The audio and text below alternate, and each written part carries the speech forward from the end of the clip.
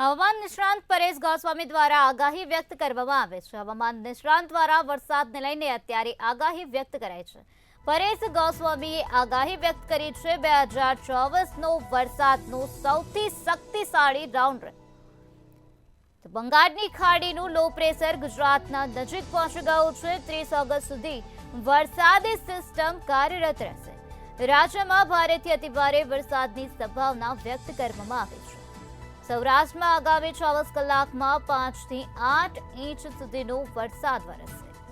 25 થી 27 ઓગસ્ટે રાજ્યમાં ભારેથી અતિભારે વરસાદની સંભાવના વ્યક્ત કરવામાં આવી છે। આ વરસાદી રાઉન્ડમાં ગુજરાતનો કોઈ પણ વિસ્તાર બાકાત રહેશે નહીં। હવામાન નિષ્ણાંત પરેશ ગોસ્વામી દ્વારા આ પ્રકારની આગાહી વ્યક્ત કરવામાં આવી। 2024ના વરસાદની સૌથી શક્તિશાળી રાઉન્ડ હવે આવશે, જેમાં 30 ઓગસ્ટ સુધી વરસાદી સિસ્ટમ સક્રિય રહેવાની છે। વરસાદી રાઉન્ડમાં ગુજરાતનો કોઈ પણ વિસ્તાર બાકાત રહેવાનો નથી। અંદર અત્યારે 24 ઓગસ્ટ થી લઈને 30 ઓગસ્ટનો એક સાર્વત્રિક વરસાદનો રાઉન્ડ ચાલી રહ્યો છે। છેલ્લા 2 દિવસથી ઘણા બધા વિસ્તારોમાં વરસાદો પડી રહ્યા છે।